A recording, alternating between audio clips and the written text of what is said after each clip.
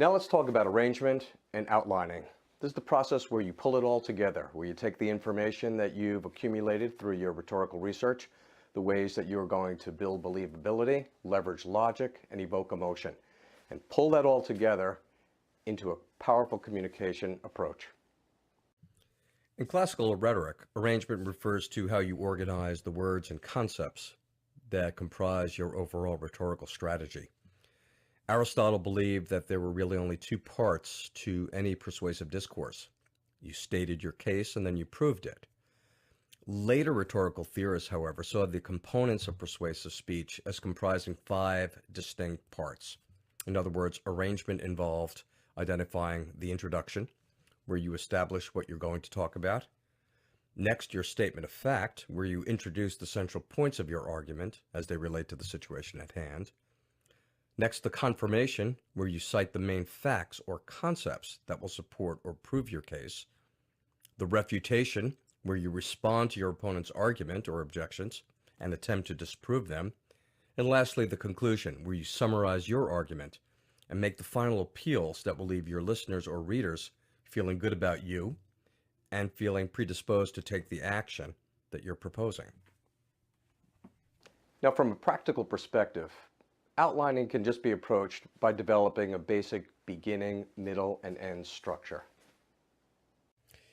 In this scenario, the beginning or introduction would be where you set an overview of what you plan to talk about, stating the general purpose of your speech. In your introduction, you must capture your listeners' or readers' attention and begin the all-important process of establishing your credibility or building believability.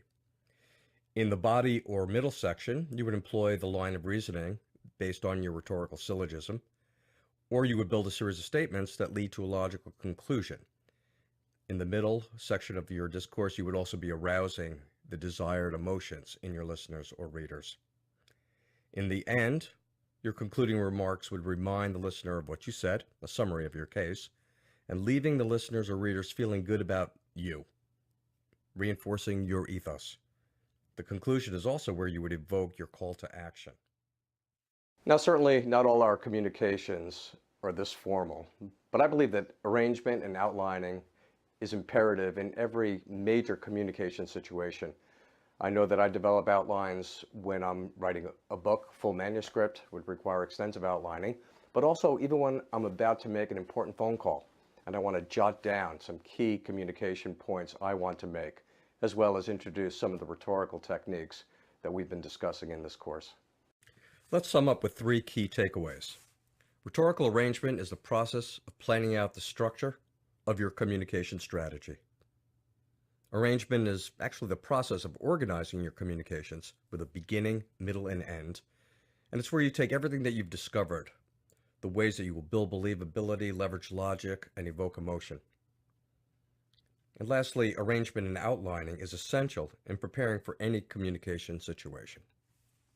In the next lesson, we'll wrap up all the guidance I hope I've been able to successfully provide in this course.